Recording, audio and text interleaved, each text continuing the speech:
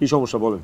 একটা handsome doctor দেখার পর থেকে শয়নে স্বপ্নে জাগরণে শুধু তারই দেখি। তুমি ভুল ডাক্তারের কাছে আসছো। এটা পাগলের চিকিৎসা করার ডাক্তারখানা না। আমার মাথা একদম ঠিক আছে। আপনি তো ধরতে পারেন নাই, কিন্তু আমি ধরতে পারছি। আমার আসলে প্রেমাতঙ্ক রোগ হয়েছে। বড় ইনজেকশনটা নিয়ে আয়, কোমরের মধ্যে দেয় না, একদম শোয়া দেওয়ার জন্য ওটা নিয়ে যা। জি স্যার। আমি যাই, হ্যাঁ আরেকদিন আসবো। আর কিছুক্ষণের মধ্যেই আমাদের মাঝে সেই কাঙ্ক্ষিত অতিথিবৃন্দ উপস্থিত হবেন। আমাদের সম্মানিত অতিথিবৃন্দ আমেনা চাচি এবং তার সুযোগ্য সন্তান এমবিবিএস ডাক্তার রাশেদ রহমান। আমার ভাই, তোমার ভাই রাশেদ ভাইয়ের আগমন, রাশেদ ভাইয়ের আগমন, রাশেদ ভাইয়ের আগমন, শুভেচ্ছা স্বাগতম, রাশেদ ভাইয়ের আগমন, শুভেচ্ছা স্বাগতম।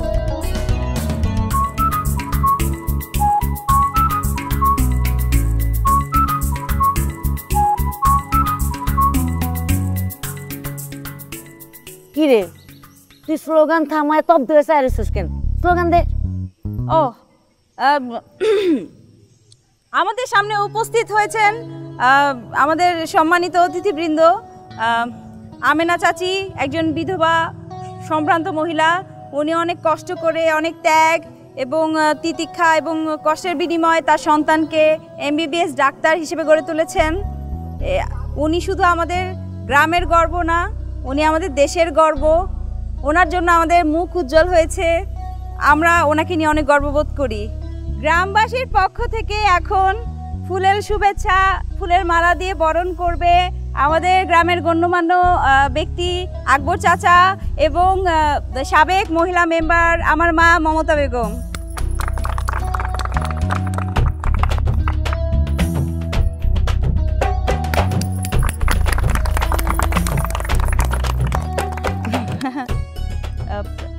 আমরা এখন ডাক্তার রাশেদ রহমানের কাছ থেকে তার অনুভূতি জানতে চাইছি, তার মুখে কিছু কথা শুনতে চাইছি।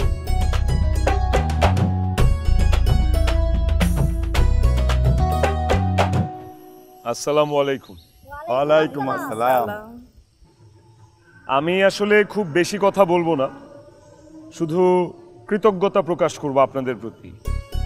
আপনারা আমাকে এবং আমার মাকে যেভাবে নিঃস্বার্থ ভালোবাসা দিয়েছেন তার জন্য আমি আজীবন কৃতজ্ঞ, এবং আপনাদের এই ঋণ আমি কিভাবে শোধ করব আসলে সেটা আমার জানা নেই। আমি এখনো ভুলিনি যে আপনারা গ্রামবাসীরা কিভাবে আমার পাশে ছিলেন। আজকে আমার এই ডাক্তার হয়ে ওঠার পেছনে আপনাদের অবদান অনস্বীকার্য। আপনাদের অবদান না থাকলে হয়তোবা আজকে আমি ডক্টর রাশেদ রহমান হয়ে উঠতে পারতাম না। আমি আমার মাকে দিচ্ছি, যার অবদান আমার জীবনে অপরিসীম, যার দোয়ায় আমি আজকে ডাক্তার হয়েছি। আমার মা কিছু কথা বলবে, আমরা সবাই একটু শুনবো।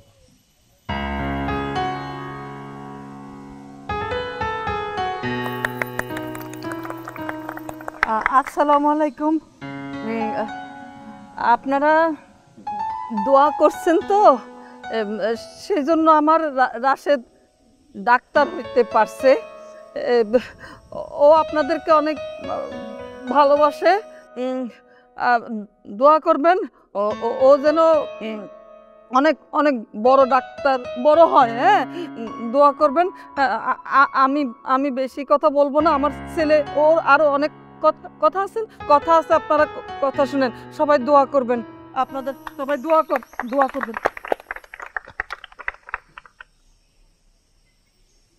আপনাদেরকে আমি আরো কিছু কথা বলতে চাই।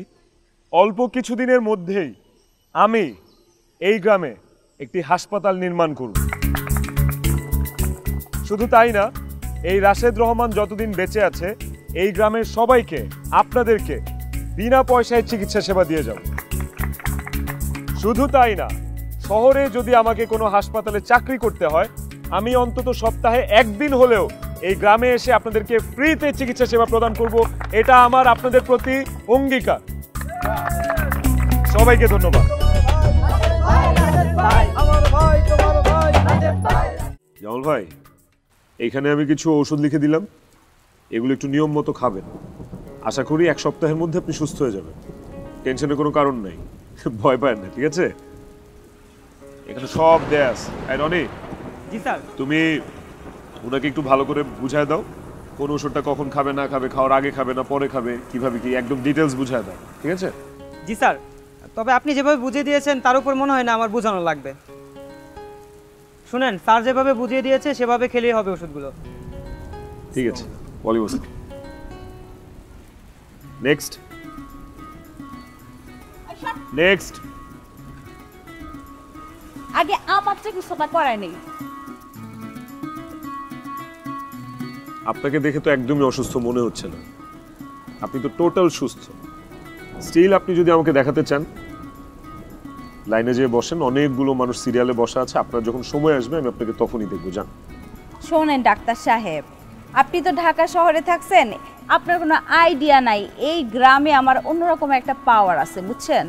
শূন্যতে খাতনা হোক অথবা 40, আমার ডাক সবার ফার্স্টে। এই ক্ষেত্রে আমার ডাক সবার ফার্স্টে আসবে, বুঝছেন ব্যাপারটা?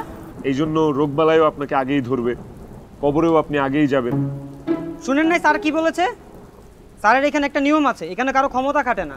আপনার যদি চিকিৎসা করাতেই হয় এখানে গিয়ে সিরিয়ালে বসেন, আপনার যখন সিরিয়াল নাম্বার আসবে আপনার চেক আপ করানো হবে। মা গো মা, বাসে চাইতে দেখি কমছি বড়। আমার সকাল থেকে বাম হাতে তালুটা চুলকাইতেছে, টাকা খরচের লেগে না কারো থাপড়ানোর জন্য। আচ্ছা আচ্ছা, ঠিক আছে ঠিক আছে, চুপ, তুমি আর কোনো কথা বলবো না। কি সমস্যা বলেন? যে দেখেন। দেখা লাগবে কেন, আপনি বলেন, শুনতেছি। আরে আপনি না দেখলে বুঝবেন কি করে আমার কি রোগ হইছে? কানটা তো আমার খোলা আছে, চিকিৎসা ঠিকঠাক মতো করার জন্য শুনতে পারলেই যথেষ্ট, আপনি বলেন। আপনি না দেখলে কেমনে বুঝবেন ডাক্তার সাহেব? আপনি তো পরে ভুল চিকিৎসা করবেন। বলেন। দেখেন আমার বুকের বাম পাশে খালি মোচড় দেয়, বুঝছেন? একটা হ্যান্ডসাম ডাক্তার দেখার পর থেকে স্বর্ণে স্বপ্নে জাগরণে শুধু তারই দেখি। একটা ডাক্তার মানুষ রোগীর চিকিৎসা করবে, তাকে সুস্থ করবে, তা না করে রোগীর রোগ বাড়া দিল, এটা কোনো কথা বলেন? আপনি ভুল ডাক্তারের কাছে আসছেন, এইটা পাগলের চিকিৎসা করার ডাক্তারখানা না। আপনি যেখানে পাগলের চিকিৎসা হয় সেখানে যান। যান। এক্সকিউজ মি, সরি, আমার মাথা একদম ঠিক আছে, আমি কোনো পাগল না, ঠিক আছে? আপনি তো ধরতে পারেন নাই, কিন্তু আমি ধরতে পারছি। আমার আসলে প্রেমাতঙ্ক রোগ হয়েছে। কি রোগ? প্রেমাতঙ্ক রোগ। ফাইন, তাহলে তো আপনি পশু হাসপাতালে যাবেন, ওখানে যে ডাক্তার দেখান যারা পশু চিকিৎসা করে, ওরা আপনাকে ভালো চিকিৎসা দিতে পারবে। ওই যে কুকুরের জলাতঙ্ক হইলে যেটা হয় না, 14 ইঞ্জেকশন দেয়, ওই 14 ইঞ্জেকশনে একটা ডোজ লাগবে আপনার। যান, ওখানে যে ডাক্তার দেখান প্লিজ। আপনি কি আমাকে অপমান করতেছেন?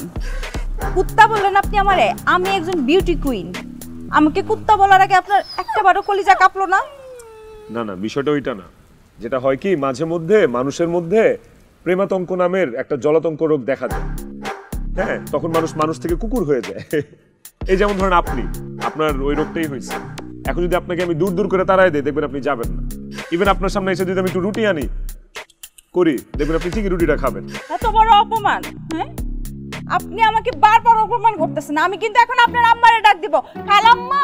আপনি যদি এই মুহূর্তে এখান থেকে না যান, একটা চর মাইরা আপনার সবগুলা দাঁত গুঁড়া করে দিব বলে দিলেন, প্রত্যেকটা দাঁত ফালায় দেব। আপনি আমার চর মারবেন? অসুবিধা নাই, যদি দাঁত খুইলাও পড়ে সেটা চিকিৎসাও তো আপনারই করতে হবে। জি না, আমি কোনো ডেন্টিস্ট না, ঠিক আছে?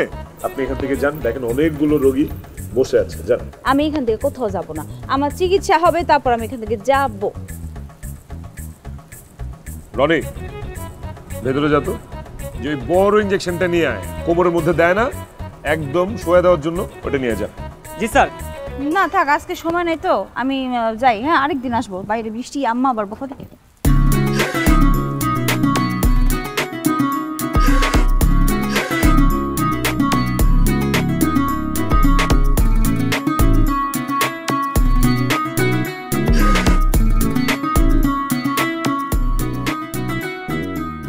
নেক্সট কে ডাকবেন? উফ, পাগল।